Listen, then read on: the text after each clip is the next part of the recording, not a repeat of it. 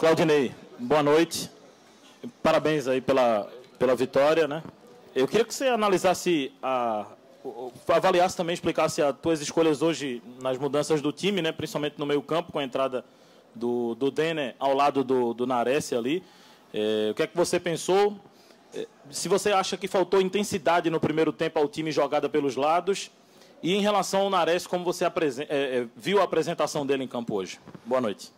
Boa noite a todos. Feliz com a vitória, né? Eu acho que uma vitória construída, né? Não ganhamos por acaso, ganhamos porque buscamos o gol o tempo todo. Com relação às escolhas, a gente vem de 3 jogos aí, pelo menos, independente do resultado, 3 jogos com mais posse de bola, mais finalizações, né? Sendo uma equipe que busca o resultado o tempo todo, jogando num formato, né? E a saída do Fabinho, o Fabinho é um jogador não só pela qualidade, mas pela dinâmica de jogo, característica dele, né? Então, o jogador que a gente tinha mais próximo de característica do Fabinho, de conseguir dar essa intensidade, de conseguir ter essa dinâmica, é o Denner, né? Então a gente optou pelo Denner para não mudar, apesar do Denner ser canhoto, o Fabinho destro, mas a gente optou pelo Denner por esse motivo, né? A gente manter mais ou menos a estrutura, um cara que ajuda na marcação, a gente está jogando praticamente com 3 homens na frente ali, né? O Giovani, o Love e o Kaique por dentro, né? Então a gente optou por ter esses jogadores que conseguem ocupar rápido o espaço, né? Quando você perde a bola, você está com uma linha de 3, uma de 4, uma de 3 só, então tem que ter jogadores intensos que cheguem logo para fazer as coberturas do lado do campo.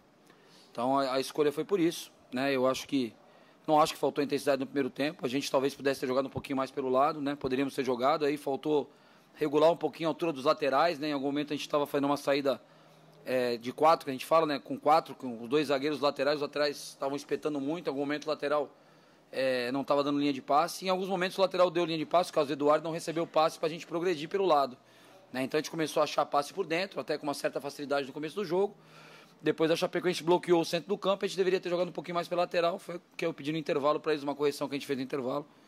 A gente tem falado aqui que o futebol não tem tempo técnico, né? Apesar de ser um esporte com um tamanho de campo muito maior que o futsal, que outros esportes de quadra, e a gente não tem um tempo técnico para organizar a equipe. Eu acho que isso aí acaba ficando contra o espetáculo, né? Contra a melhor qualidade do jogo. Com relação ao Nares, cara, assim, eu respeito a opinião de todos, não vou comentar a opinião de ninguém, né? A opinião cada um tem a sua, a gente não comenta a opinião. Agora o Nares é um jogador que, na minha concepção, elevou um pouquinho até o nível da equipe em termos de jogo. Aí o Nares erra um passe, mas ele acerta 4, né?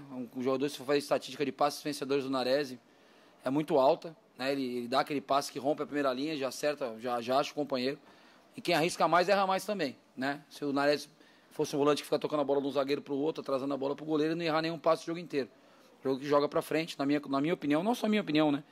Quem vive o dia a dia lá, a gente comenta bastante com o Jorge, com o próprio Augusto, está sempre nas viagens, os atletas, a comissão técnica, a gente sempre conversando. Eu acho que todos, assim, concordam que o Nares tem tido uma regularidade boa. É lógico que o torcedor pesa ele ter perdido a bola no gol, na derrota que nós sofremos, o torcedor vem com esse retrospecto negativo do jogador e já começa o jogo cobrando o jogador. O primeiro errou um passe no começo do jogo, mas também não se abalou, continuou tentando acertar os passes, enfim. Tem todo o apoio do elenco, da comissão técnica, depende se vai ser titular ou não, ele está com suspenso no próximo jogo. Mas é um cara que já jogou de lateral direito, não sei se vocês lembram, o jogo que a gente, primeira vitória aqui, ele se pôs a jogar de lateral direito, fez um bom jogo, colaborou com a vitória. Então, assim, como todos os atletas, tem toda a nossa credibilidade, tem todo o nosso apoio e tem a importância, ele sabe da importância dele no processo. Então, acho que é isso, acho que eu respondi todas as suas perguntas, né? A gente está feliz com a vitória mas volto a falar, respeito a opinião de todos, não vou comentar a opinião de ninguém, só tenho que falar para vocês do que acontece no dia a dia, que é o que me cabe. Claudinei, boa noite. Hoje é correto afirmar que foi uma vitória com o dedo do técnico, e eu queria que você pudesse falar sobre os novos reforços, né? Você tem colocado todos para jogar. Hoje a maior novidade, o Denis, né, que teve a sua primeira chance no time. Então, obrigado. Eu acho que assim, a gente está ali para fazer as trocas no momento que a gente acha adequado, e às vezes não é o time que começa o jogo que ganha, é o que termina, né? Mas o que começou o jogo construiu até aquele momento uma situação para a gente poder mudar o panorama do jogo. Então, pelo fato de a gente estar jogando com 2 noves ali, né, e sem jogadores de beirada, a Chape começou a se preocupar muito com o jogo interno. Aí quando você bota 2 extremas, você abre o jogo, surpreende o adversário no primeiro momento, tanto que a gente fez o gol logo após. Mas assim, o mérito é dos atletas, eu só coloquei para jogar e eles entraram, se dedicaram, né? Não quero Não tem o dedo do técnico, não, o dedo é deles, né? O pé deles que botou a bola para dentro, é o pé deles, a perna deles que corre. A gente só procura direcionar e orientar e fazer as melhores escolhas, né? Tem gente que às vezes julga que a escolha foi errada e que não era aquilo para ser feito. E às vezes o jogo mostra que é, né? E a gente sabe que o que pauta muito é o resultado final, né? A gente pode fazer a mesma substituição daqui a 2, 3 jogos e o resultado não ser o mesmo, e aí vai falar que mexeu errado. Então, é ter equilíbrio, né? Não se achar que o resultado é porque eu sou o melhor treinador do mundo. Não, fiz o meu trabalho, analisei o adversário, dou treino para todos, dou atenção para todos, a mesma atenção que o Wagner Love e o Kaique tem, o Coutinho tem também, às vezes até um pouquinho mais, porque, por exemplo, amanhã o Wagner e o Kaique não treinam, o Coutinho vai treinar, a gente vai pegar depois do treino, se ele quiser fazer um trabalho de complemento de finalização, ele vai fazer, né? Então, a mesma atenção que a gente dá para um, a gente dá para todos. E penso que a vitória poderia ter sido mais tranquila, mas perdemos o jogador expulso, né? Eu acho que não tem que questionar a expulsão, o VAR está ali para ver. E aí ficou um pouquinho mais dramático, até por característica, a gente não tinha jogador que fizessem volante. Não tínhamos um cara para botar ali, para fazer duas linhas de 4 e 1. No momento a gente botou o Wanderson, ele teve dificuldade, a gente acabou baixando o Coutinho no final, até para a questão de jogo aéreo, para tentar segurar o resultado. Talvez tivesse ficado 11 contra 11, a gente não tivesse sofrido tanto no final do jogo. Professor, boa noite, parabéns pelo resultado. Professor, especialmente contra o Tombense hoje, foi perceptível o Wagner um tanto mais distante daquela zona de finalização do último terço de campo, ele sendo muito participativo, né? Especial nesse momento de construção.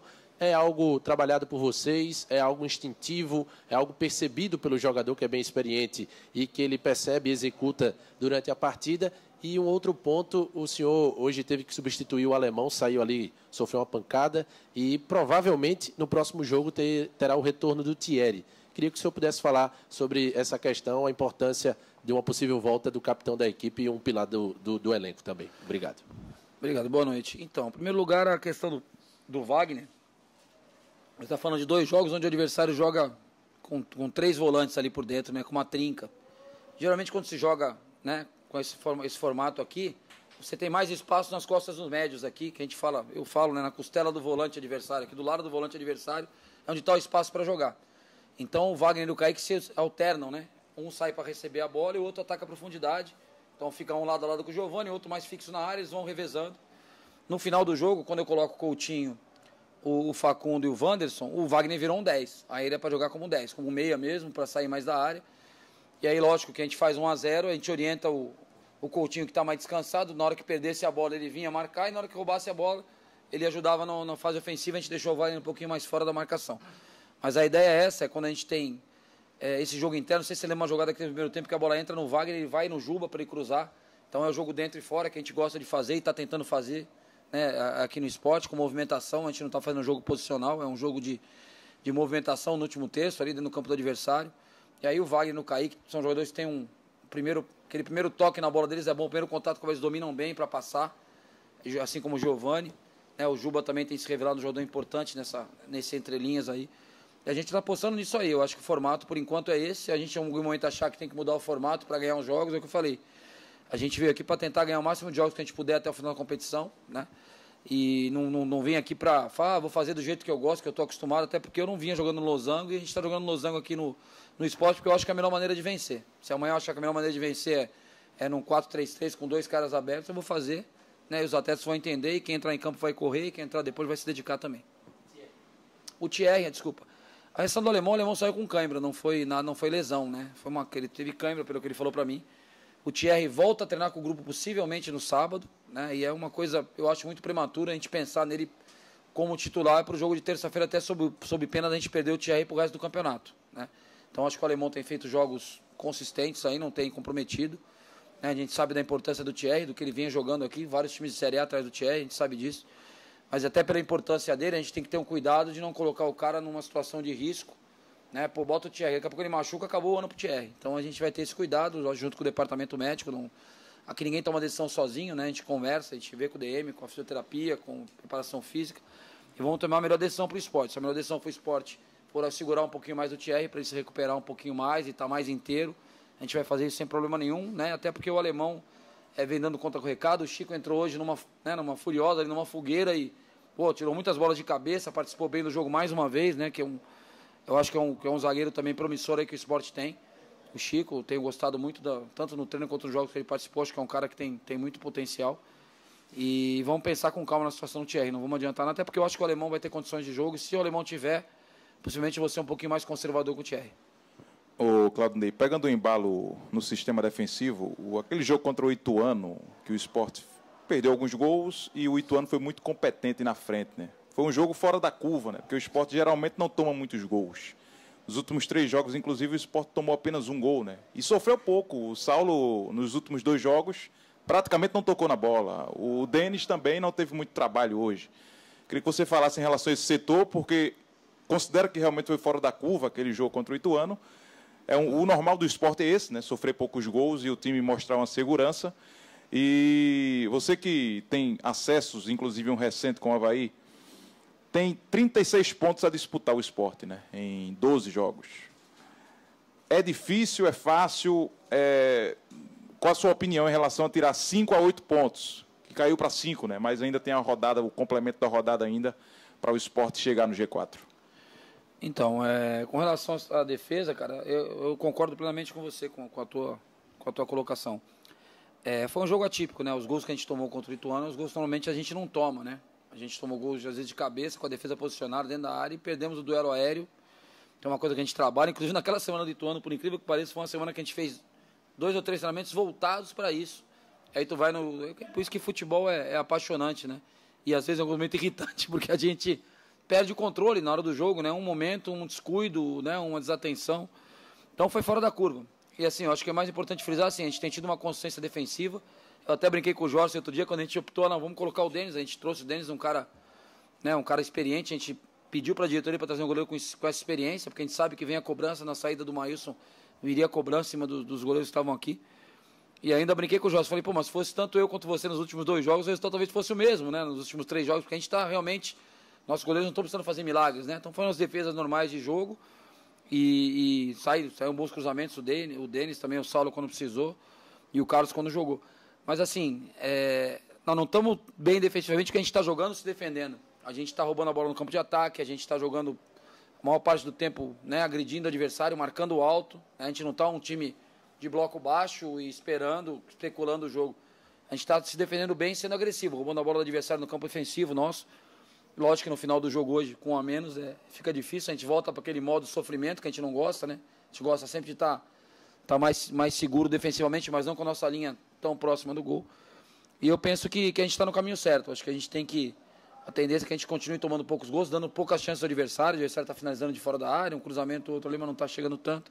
A gente espera manter essa consistência e essa intensidade na hora de pressionar a bola, que o fundamental no nosso sistema é esse, é pressionar a bola rápido. Com relação ao acesso, cara, assim, faltam 12 jogos, se a gente ganhar 9 dos 12, a gente sobe com certeza, né?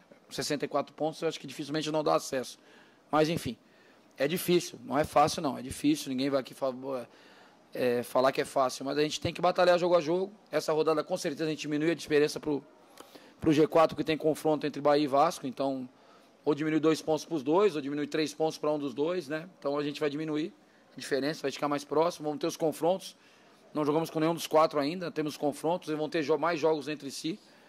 Então, o que nos compete é ganhar o próximo jogo, né? Não adianta, não tem jogo de 9 pontos, não tem jogo de 6 pontos, cada jogo vale só 3. Então, dar essa importância que a gente deu para o jogo de hoje em todos os jogos, né? Se dedicar, como a gente deu para o jogo contra a Tombense, né? Que a gente, o gramado, uma situação muito ruim, os jogadores competiram o tempo todo. O Pedro Nares, tão criticado aí, bateu 11 km e pouco no último jogo, né? Uma coisa que a gente só vê em Champions League, Copa do Mundo, jogador com 11 km, quase 12 km no jogo, né? Então, a gente se dedicou, o resultado não veio, mas nos dedicamos. E é isso aí, é cada jogo encarar com uma decisão, como a gente fez hoje. Vai ser difícil às vezes, a gente vai precisar sempre do apoio do nosso torcedor, que não vai ser fácil. A Chapecoense tinha perdido só um jogo como mandante, né?